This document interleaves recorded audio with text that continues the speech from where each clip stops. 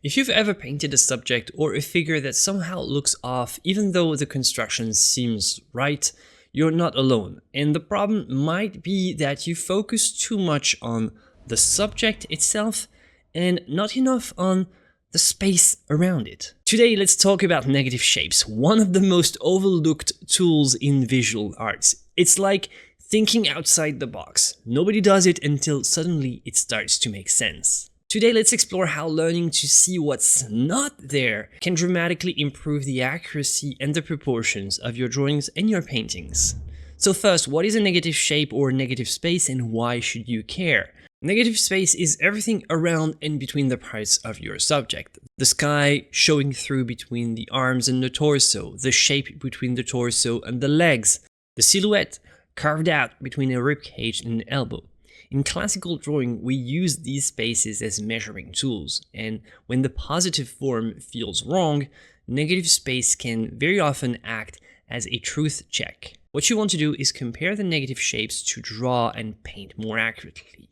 And it really matters, because when you draw a figure but you ignore the negative space, you're really only seeing half of the picture.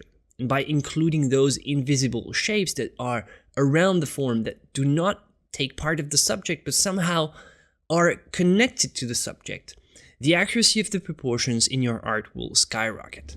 Before we move on, if you want more tips like this every week, you can check out the Atelier newsletter. The link is in the description below. Every week you'll receive some practical, actionable tips for painting that will really make a difference delivered straight in your inbox. And you can try this at home. You can pick a drawing or a painting model of your choice. You can use one of the assignments that we practice with in the Atelier. Then what you do is you place your model and your subject side by side, and before you start, outline the main negative shapes on the model. And then as you progress, you want to frequently compare the negative shapes on your model and on your subject and see how they connect. And the idea is that it's not just about making the subject look the same way, but also making the shapes around the subject look the same. Especially, of course, the area connecting the edge of the contour of your subject and the edge of the negative shape around your subject. Technically, the air around your subject, if you want. In classical art training, negative space isn't just something visual, it's something practical. It becomes a powerful tool for visual comparison. And creating a realistic drawing or a realistic painting is just finding more and more ways to make visual comparison more effective and more accurate. Negative shapes help greatly in this regards. By isolating the angles and the shapes of the background or the spaces between elements of the figures, you start to see proportional relationships more clearly because you start seeing them in a totally new way. Think about it. You get to double the surface area of shapes and angles that contribute to your evaluation of the construction. Every time you try to make an assessment of the proportions, the shapes, the accuracy of your construction, you can now refer to the inside of the subject, or you can also refer to what's outside of the subject as well. Negative shapes really help because the eye often gets used to the proportion mistakes after a while. It's like seeing something wrong for so long that it starts to look right because it looks familiar. Well, the negative shapes are a brand new thing to look at for your tired eye.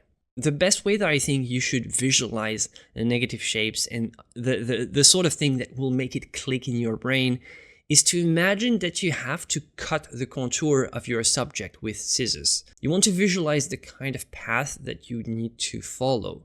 And you can also create some intermediate shapes, otherwise just one single negative shape of your background will be a little bit more complex than necessary. What you want to do is cut the negative shapes into smaller parts, like pieces of a puzzle that all have to go together. If you visualize negative shapes with this idea of cutting with scissors, it will really appear out of nowhere. You don't actually have to cut it on your model, just have to visualize it and it will just make them appear out of nowhere, and your eyes will know where to look and will know what to visually compare from your model to your subject.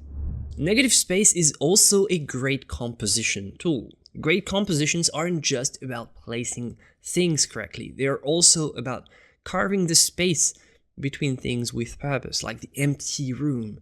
Think about the greatest compositions by Raphael, Degas, or Friedrich, to name a few. The power often lies in what's not painted. So when you are sketching some thumbnails or thinking about your compositions, try to give the negative space some love and draw them intentionally. For inspiration, what you can do is also take a picture of your favorite master paintings and trace all the negative shapes that you can find.